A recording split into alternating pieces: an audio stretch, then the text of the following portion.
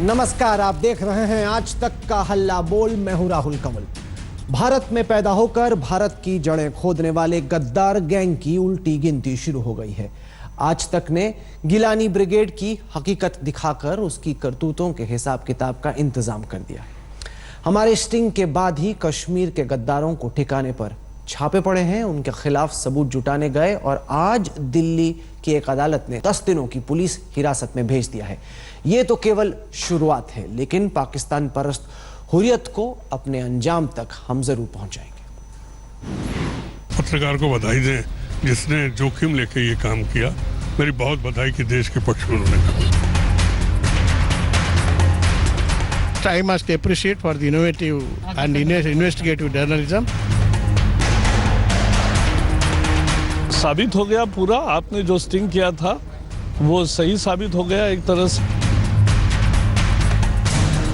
Your expose has actually given some leads to the NIA and has resulted in their arrest.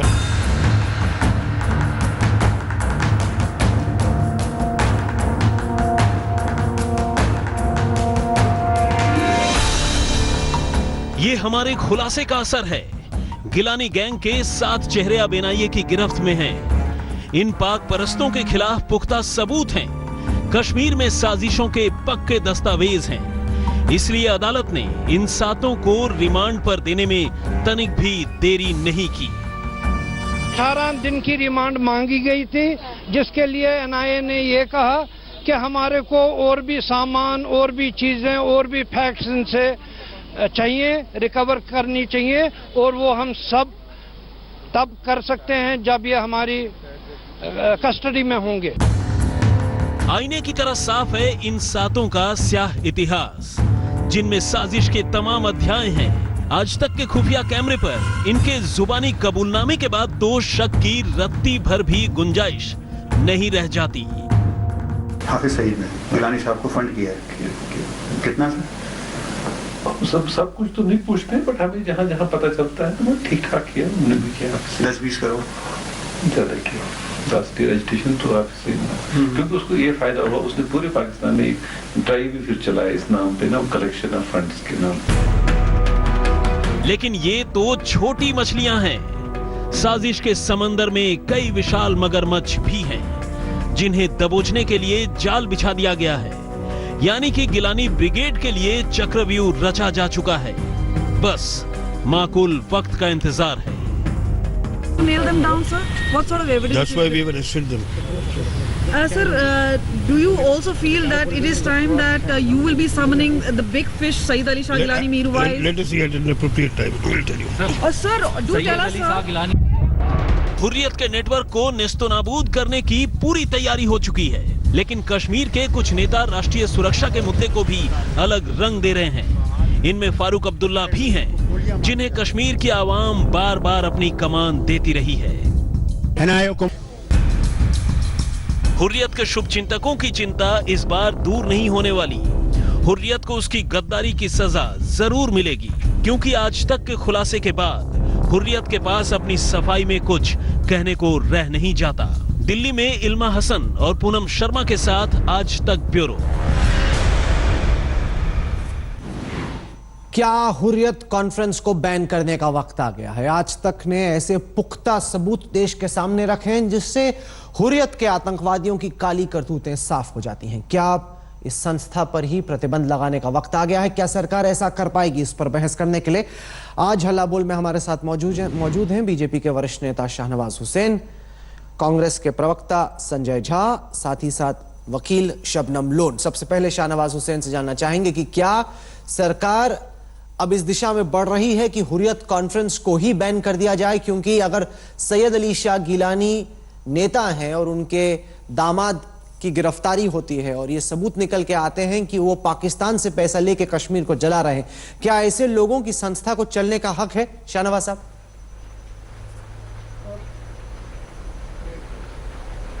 पहले तो राहुल जी मैं मुबारकबाद देता हूं आज तक को, इंडिया टुडे ग्रुप को, कि आपके स्टिंग से जो बात निकली है वो दूर तक जाएगी और वो पहुंची है बात, इसलिए आपको मुबारकबाद देते हैं। क्योंकि मई के अंदर जब ये मामला आया तो पूरी तरह आई ओपनर के तौर पे था और उस पर कार्रवाई हुई है।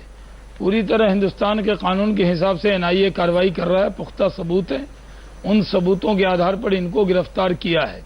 ये जो लोग हैं ये पहले पुराने आतंकवादी रहे हैं, किसी ने 6 एयरफोर्स के जवान को मारा है, किसी ने 40 कश्मीरी को मारा है, और इन्होंने वहां कश्मीर में सारे केस भी अपने खत्म करा लिए। लेकिन इस बार ये सही जाल में, सही नेट के अंदर आए हैं, और जो हुर्रियत कॉन्फ्रेंस है वो अपने लिए ठाट बाट के लिए बनी हुई संस्था है, उसका आम कश्मीरियों से कोई मतलब नहीं। उनके बच्चे बाहर पढ़ते हैं, बड़े बड़े बंगले में रहते हैं, और आम गरीब कश्मीरियों नहीं, ये हम जानते हैं। आज तक के इन्वेस्टिगेशन ने इसको साबित कर दिया है। मैं आपसे जानना चाहता हूं, हमारी तहकीकात के बाद क्या हुर्रियत पे प्रतिबंध लगाने का वक्त आ गया? जी, जो आप देखिए, मैं तो आपसे कह रहा हूं कि आपकी तहकीकात से पहले ही हम लोग जब से सरकार में आए, हमने हुर्रियत से कोई बातचीत नहीं की। हम मानते नहीं इनको, हम इनको पूरी तरह कह चुके हैं कि हुर्रियत के लोग इस लायक नहीं है कि उनसे बातचीत की जाए। और सही है, इनको प्रतिबंध क्या, ये तो जेल के सलाखों के पीछे जाएंगे। प्रतिबंध भी ऐसा होगा क्योंकि ये एजेंसी है, ये एक तरह मनी ट्रांसफर एजेंसी बन गई है। हाफिज सईद से, आईएसआई से, पाकिस्तान से पैसे लेना, कश्मीर का रोना, उस नाम पर कश्मीरियत को बदनाम करना, यही इनका काम है। इनका कोई काम नहीं है हिंदुस्तान की सिक्योरिटी, हिंदुस्तान के लोगों की सिक्योरिटी में रहना और हिंदुस्तान में रहकर हिंदुस्तान की अलहदगी की बात करना, वहां के पैसे मंगवाना। और आपने तो उसको एक तरह से जो साक्ष्य है, आज तक का जो स्टिंग है, वो एक तरह साक्ष्य का काम करेगा, और हुर्रियत को इसका पूरी तरह हट जाना, भुगतना पड़ेगा। एक शबनम लोन तैयारी हो रही है, सैयद अली शाह गिलानी, मिरवेज, उमर फारूक, यासीन मलिक को जेल भेजने की। बहुत सालों से इन्होंने पाकिस्तान से पैसा लेके कश्मीर को जलाया है। आज तक का स्टिंग इनको बेनकाब कर चुका है। अब हुर्रियत पर प्रतिबंध की चर्चा हो रही है और इन तमाम आतंकवादियों को जेल भेजने की एनआईए पूरी तैयारी कर रही है।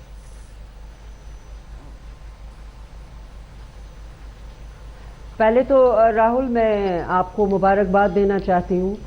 आपके जर्नलिस्टिक करियर में ये स्टिंग जो है एक बहुत मोमेंटस टाइम है, and congratulations for that sting.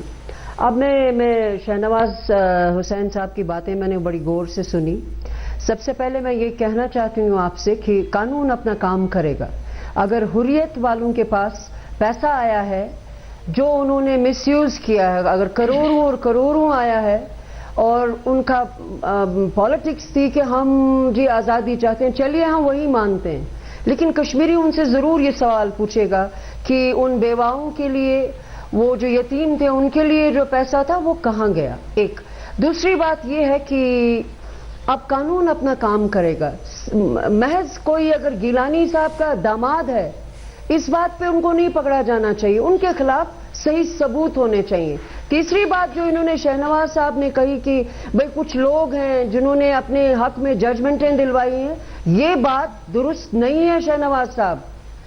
आप लोगों को ये देखना पड़ेगा कि सेंट्रल गवर्नमेंट और स्टेट गवर्नमेंट की क्या कनेवेंस रही है। अगर आप लोगों को मालूम था कुछ लोग नरसिंहगढ़ में इन्वॉल्व हैं, they are involve in mass murders, तो एक जजमेंट आने से थोड़ी ही होता कि आपने उनको ये अहम सवाल है, क्योंकि जो तहकीकात चल रही है संजय झा, वो ये दिखाती है कि मैं आपको एक दस्तावेज से पढ़ के सुनाना चाहता हूँ। एक सेकंड शाहनवाज साहब, एक सेकंड, क्योंकि ये दस्तावेज, ये बेवाओं यतीम के लिए पैसा नहीं आया, ये कश्मीर में बर्बादी के लिए पैसा आया। ये बेवाओं यतीम के लिए पैसा नहीं आया, ये कश्मीर को तोड़ने के लिए पैसा आया, आतंक को बढ़ाने के लिए पैसा आया।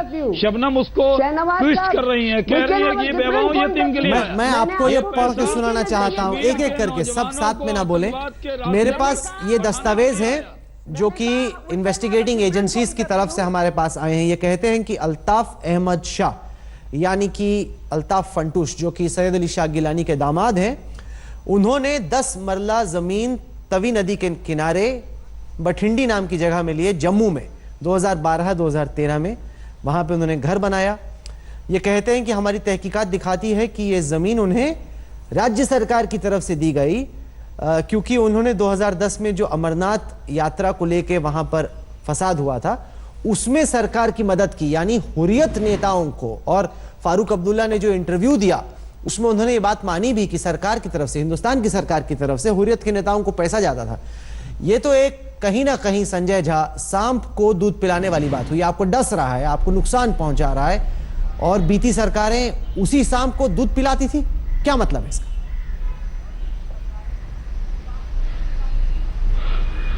देखिए राहुल जी, सबसे पहले तो मैं भी आपके चैनल को और आपको ये जो एक मैं समझता हूँ कि बहुत ही एक गहरा एक साजिश या एक भयंकर एक षड्यंत्र जो था भारत के विरुद्ध, उसका आप लोगों ने खुलासा किया है, इसके लिए मैं आपको बधाई ज़रूर देना चाहूँगा। देखिए, इसमें कोई दो राय नहीं है कि यदि कश्मीर में ऐसे हरकतें हो रही हैं जहां पर मासूम बच्चों को बगावत के तरफ या विद्रोह की तरफ उनको उत्तेजित किया जा रहा है, तो ये बहुत ही खेदजनक है और दुर्भाग्यपूर्ण है।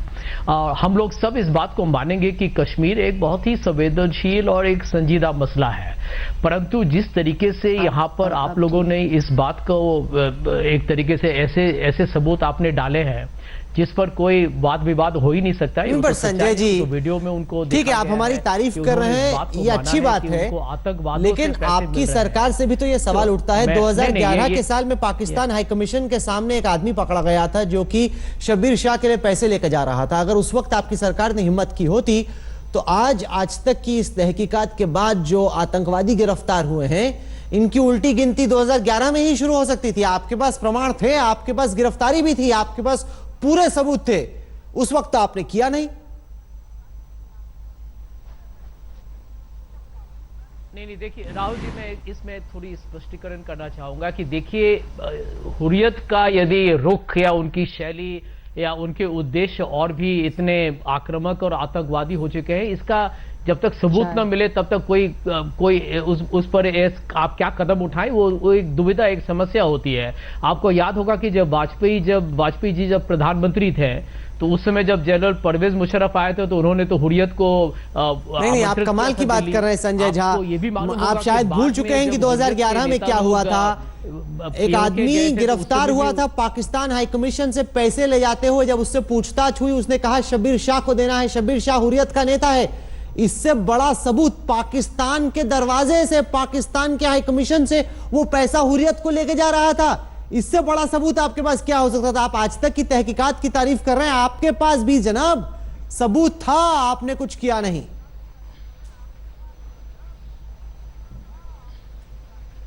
देखिए राहुल जी, हम तो इतना ही कहेंगे कि अब जो हो गया सो हो गया, उस पर मैं टिप्पणी अभी नहीं करना चाहता। हम इतना कहेंगे कि हमने एक तरफ से, जब हम सरकार में थे तो हम लोगों ने हुर्रियत पर बहुत दबाव डाला था। आपको याद होगा कि 2010 के जो हादसे हुए थे, लेकिन उसके बाद हमने हुर्रियत पर बहुत पाबंदी लगाई। हमने कभी भी जब आपने देखा, जब पीडीपी बीजेपी की सरकार आई तो उन्होंने मसरत आलम को उन्होंने खुलेआम एक रिहाई दी थी।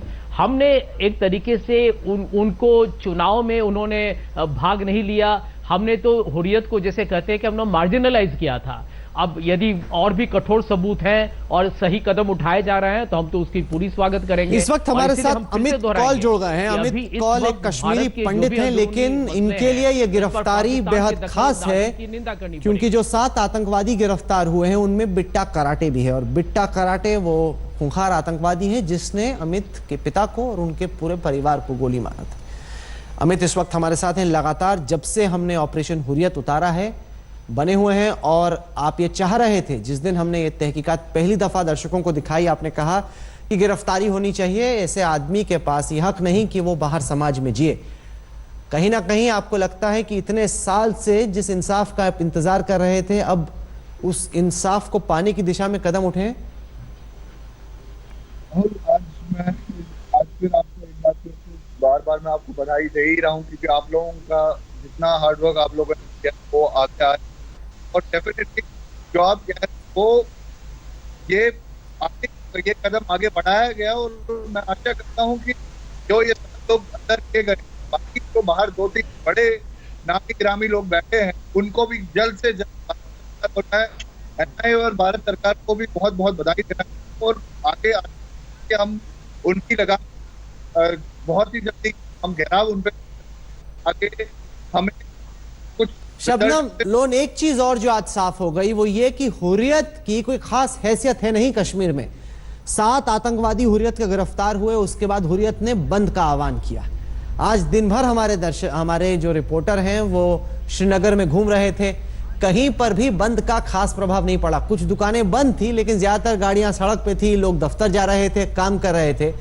कहीं ना कहीं ये कागजी शेर हैं, ये साबित हो गया। इतने सालों से सरकारों ने इन्हें सराखों पर बैठा के रखा था, आज इतना बड़ा बंद उन्होंने दिया, श्रीनगर में कुछ सपोर्ट नहीं मिला उन्हें। सिर्फ कागजी हैं, शेर कब से हो गए? कागजी गीदड़ कहिए, शबनम राहुल, शेर मत कहिए। मैं आपसे कहना चाहूंगी राहुल,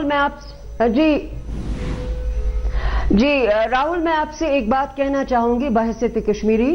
अमित आपके साथ है, मैं अमित से बहैसियत एक कश्मीरी और कश्मीरी मुसलमान के ये कहना चाहती हूं कि जो ये फील कर रहे हैं वो हम भी फील कर रहे हैं, क्योंकि अगर किसी ने इतना घोर अपराध किया तो आप मुझे बताइए कि उस शख्स को छोड़ा कैसे गया? अब पकड़ा गया है, कश्मीरी मुसलमान की यह सेंटिमेंट है, अब नहीं छोड़ना। तो आप सहमत हैं कि हुर्रियत बैन होना चाहिए? आप मानती हैं कि प्रतिबंध लगाने का वक्त आ गया है? सुनिए मेरी बात, ये सरकार तक है। आप अभी आज तक इतने हर बार सुनते थे हम, ये जी पाकिस्तान के एजेंट हैं, इनको पैसा आता। अगर यही बात सही थी तो फिर ये तो कब की, आज से 10 साल पहले की बैन। 10 साल पहले नहीं हुआ, आज तक की तहकीकात के बाद होगा। आप समर्थन देंगे कि नहीं? आप तारीफ कर रही हैं इस तहकीकात की, आप भी मानेंगे कि हुर्रियत के आतंकवादियों को जेल में भेजने का और हुर्रियत को बंद करने का, हुर्रियत को प्रतिबंध लगाने का वक्त आ गया है? देखिए, सबसे ज्यादा मेरे लिए जरूरी क्या है, एक कश्मीरी की हैसियत से बोल रही हूं, मैं ये चाहती हूं कि हमारे ये जवान ये जिंदगी को तरजीह दें, मौत को तरजीह ना दें, ये सपने देखें, ये उड़ान भरें। और आप सीधा जवाब नहीं दे रही, पर सीधा सवाल है और मेरा सवाल आपसे जारी रहेगा। लेकिन फिलहाल हल्ला बोल में वक्त हो गया है ब्रेक का। 10 साल पहले क्या हुआ क्या ना हुआ, इस वक्त हमारे साथ अमित कौल हैं। बिट्टा कराटे ने इनके पिता को मारा था और अब बिट्टा कराटे आज तक की तहकीकात के बाद जेल में है। अमित, आपको लगता है कि इतने साल इंतजार करना पड़ा, अब आखिरकार मोदी सरकार के रहते, एनआईए के रहते इंसाफ मिलेगा?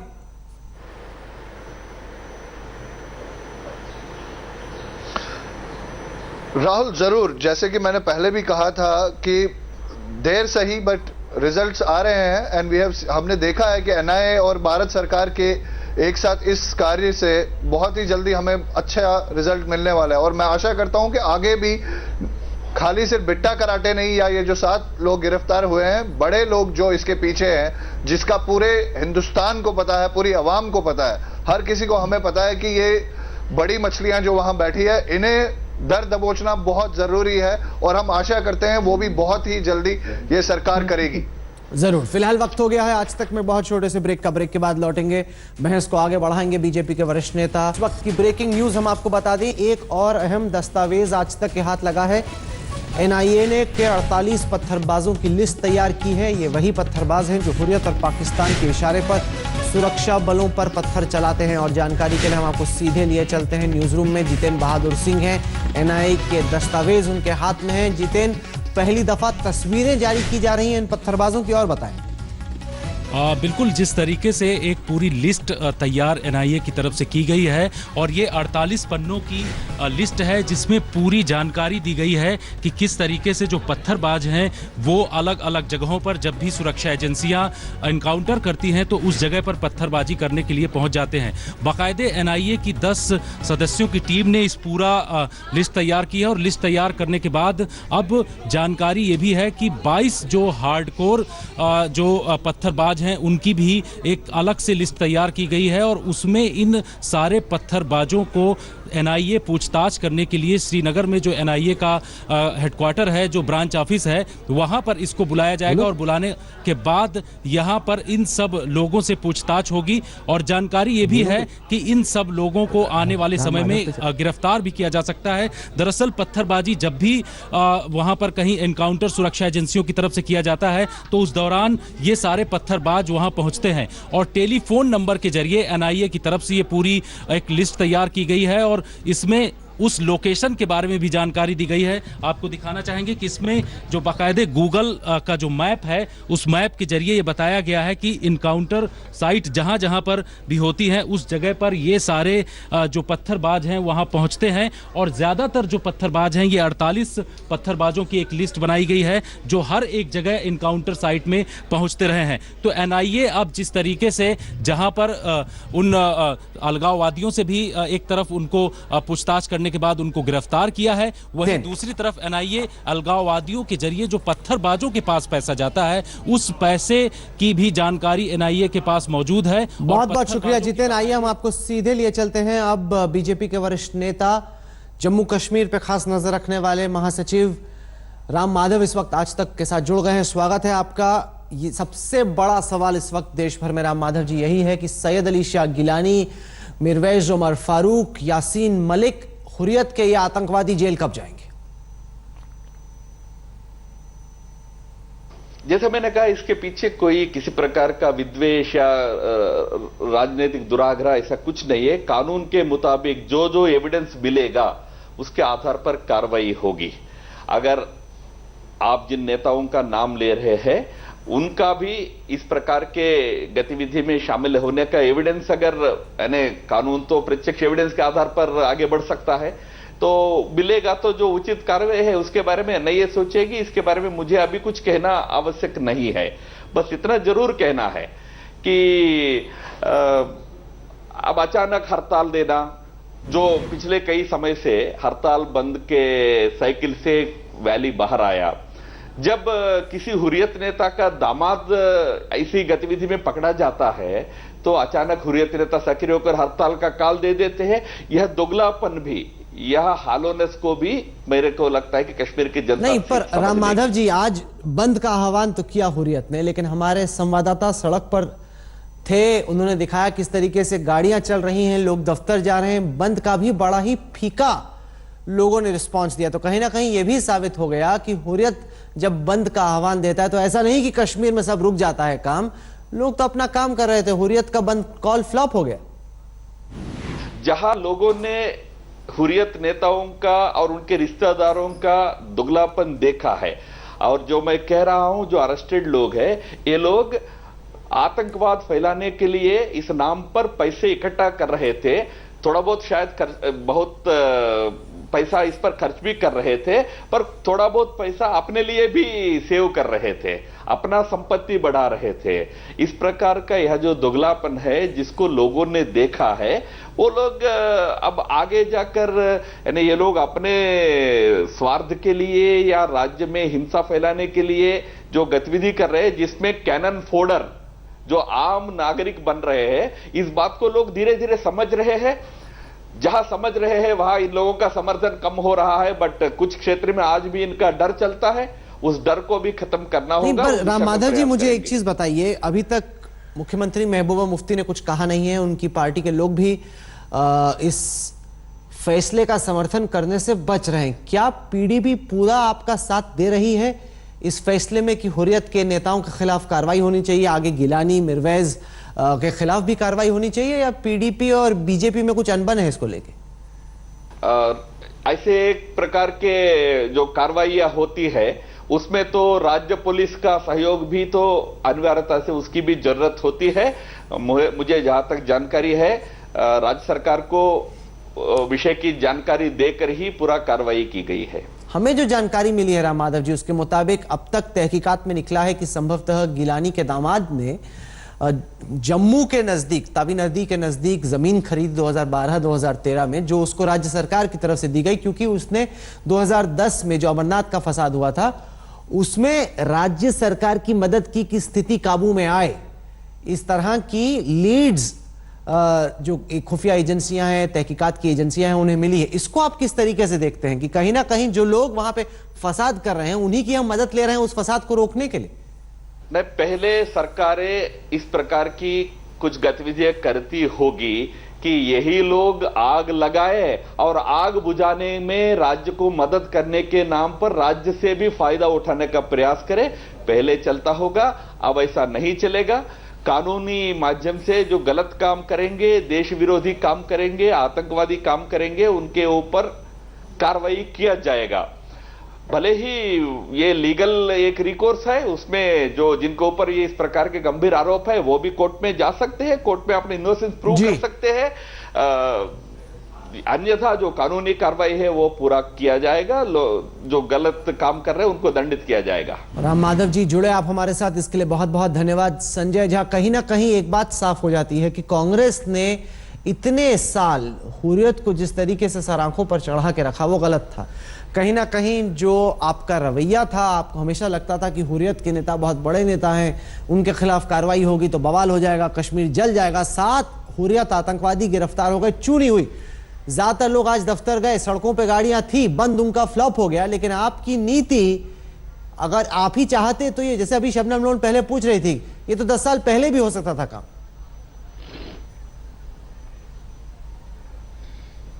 राहुल जी देखिए, मैं आपको यहाँ पर आपके साथ में इत्तेफाक नहीं रखता हूँ। मैंने आपको उदाहरण के तौर पर मैं आपको 2 चीज पेश करना चाहूंगा। जब वाजपेयी जी जब प्रधानमंत्री थे वो भी भाजपा के ही थे और उन्होंने उस समय हुर्रियत के साथ उनके जो रिश्ते थे, उन्होंने तो हुर्रियत को पूरी तरीके से आमंत्रित किया था दिल्ली में बातचीत करने के लिए। लालकृष्ण आडवाणी जी जब वो रक्षा मंत्री थे, जब वो होम मंत्री थे, उन्होंने भी हुर्रियत से बातचीत की थी। जब परवेज मुशर्रफ आगरा आए, गृह मंत्री थे, और जब परवेज मुशर्रफ आए थे, जनरल परवेज मुशर्रफ आगरा आए थे, तो उस समय भी हुर्रियत के जितने नेता थे, सैयद गिलानी हो या मिरवैज हो या यासीन मलिक हो, उन सबको बुलाया गया था। तो देखिए, एक तरीके से हुर्रियत को लोगों ने हमेशा समझा है कि वो, उन्होंने जैसे कहा था कि हम कश्मीर के आवाम के हम प्रतिनिधि हैं। आज बहुत प्रश्न उठ रहे हैं उन पर, और हम तो समझते हैं कि यदि हुर्रियत के नेता दहशत फैलाने में या एक तरीके से उन्होंने, शहनवाज हुसैन साहब, आप सहमत हैं? ये कह रहे हैं कि आज तक की तहकीकात के बाद चीजें बदली। वाजपेयी जी का उदाहरण दे रहे हैं, कह रहे हैं कि वाजपेयी जी ने भी इनवाइट किया था इन्हीं लोगों को। शहनवाज, एक तो कम से कम ये गलत बयानी न करें, ये ऐसी उम्मीद नहीं है। ये कह रहे हैं कि उनको हुर्रियत को बुलाया गया था। कहाँ बुलाया गया था? परवेज मुशर्रफ आए थे आगरा के अंदर, आगरा में कहाँ हुर्रियत बुलाया गया था? नेशनल टेलीविजन पे आप बैठ के ये क्यों मिसकोट कर रहे हैं? मैं उस सरकार में मंत्री था, कहीं नहीं बुलाया गया था। नहीं, शहनवाज जी, आप अपना इतिहास को नहीं बुलाया गया था, ऐसी गलतफहमी पैदा मत कीजिए। ये सच्चाई है, इसको आप कैसे इसका विरोध कर सकते हैं? इतिहास तो आप ही के इतिहास को भुगत रहा है देश। कश्मीर के अंदर जो आपका इतिहास है उसी को तो हम भुगत रहे हैं। राहुल कंवर जी आपसे सवाल पूछ रहे हैं, ये सच्चाई है? नहीं, अरे भाई, वाजपेयी जी के बयान, मैं आपसे कहता हूँ कि आप गलत मत बोलिए, कम से कम ऐसा मत भ्रम पैदा कीजिए।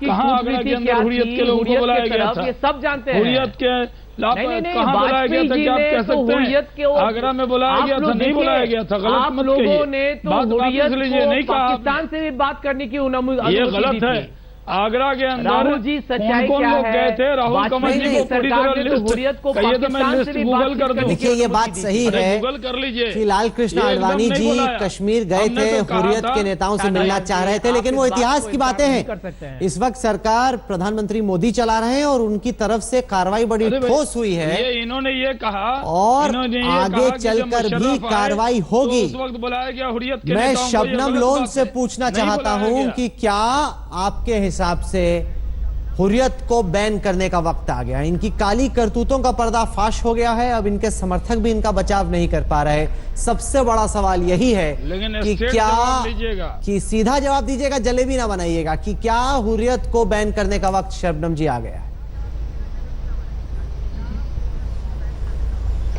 ये मैं शहनवाज जी बहुत बोल रहे थे ना राहुल, आपको मालूम है कल पीडीपी के एक एमएलए ने क्या बयान दिया है? सारे अखबारों में छपा हुआ है। त्राल का जो एमएलए, आपको पता क्या बयान दिया उसने कल? उसने कहा, त्राल के एमएलए ने कहा कि मेरी जिंदगी की अगर एक सबसे खुशनसीब बात हुई है वो ये हुई है कि मैंने बुरहान के साथ लंच खाया था। नहीं, आप एमएलए के बयान पे चली गई। ये दुगली पॉलिसी जो इनकी है नहीं नहीं मैं आपसे नहीं नहीं इनसे पूछे राहुल इनको भी पूछे ये सवाल देश को ये तराल का विधायक क्या बोल रहा है उसका क्या मतलब है? शबनम लोन जी इस वक्त आप देश के सबसे ज्यादा देखे जाने वाले चैनल पर हैं। आपसे सीधा सवाल है, तराल के एमपी तराल के एमएलए से हम बाद में निपटेंगे। आपसे सीधा सवाल है कि क्या हुर्रियत पर प्रतिबंध लगाने के फैसले का आप समर्थन करेंगे कि नहीं? हुर्रियत के खिलाफ क्यों नहीं बोलती हैं? आतंकवादियों के खिलाफ क्यों नहीं बोलती हैं? देखिए मैंने कश्मीर को तोड़ने की साजिश करते हैं उनके खिलाफ क्यों नहीं बोलती हैं? सुनिए अगर हुर्रियत वालों के पास सुनिए मुझे बोलने दीजिए शहनवाज साहब होगा शहनवाज साहब मत ये नॉन सीरियस बातें मत कीजिए। ये विषय बहुत सीरियस है। डोंट टॉक नॉन सीरियस, ये बहुत सीरियस विषय है। देखिए राहुल, अगर हुर्रियत वालों के पास एसेट्स उन्होंने बनाए हैं beyond their known source of income, go and hall them up. कहां से लाया, कैसा लाया, कानून अपनी प्रक्रिया करे। हम साधारण व्यक्ति हैं, हम हर बार हमने हिसाब दिया है कि हमारे पास अगर कोई चीज है हमने कहां से लाई। अगर इनकम टैक्स वाले ने पूछा हमने जवाब दिया। इसी तरह से हुर्रियत वालों के पास अगर बेपनाह दौलत आई है कहीं से और ये सही है तो आप कानून की प्रक्रिया को एकदम शुरू करिए। अभी अगर मगर का वक्त गया शबनम लोन, अगर मगर का वक्त गया। आज तक का जो इन्वेस्टिगेशन है वो साफ कर देता है कि इनकी हकीकत क्या है। अब आपको ये खुफिया एजेंसी की कोई कागज पे लिखी रिपोर्ट नहीं, कैमरे पे कैद इनकी खुद की हकीकत है। आपको लगता है अमित कौल की अगर मगर का वक्त गया, हुर्रियत को बैन करने का वक्त आ गया है? सीधी बात होनी चाहिए यहाँ।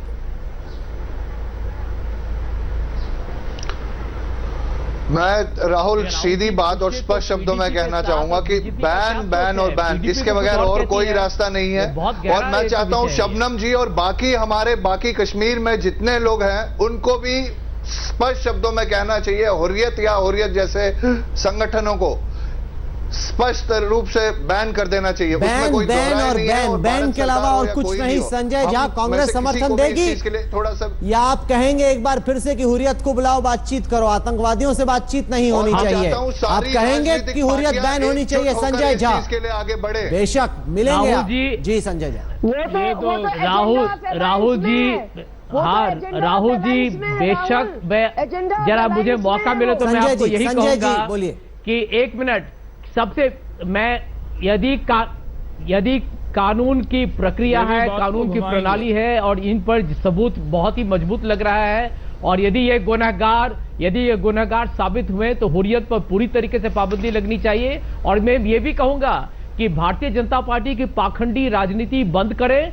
उनके जो हिस्सेदार हैं पीडीपी की सरकार, बीजेपी के साथ कश्मीर में महबूबा मुफ्ती और बीजेपी ने माना है कि वो हुर्रियत को हिस्सेदार समझते हैं कश्मीर। आप भी अगर मगर कर रहे हैं, अगर सबूत मिले, अगर की बात नहीं है, आज तक ने सबूत सामने रख दिया है देश के।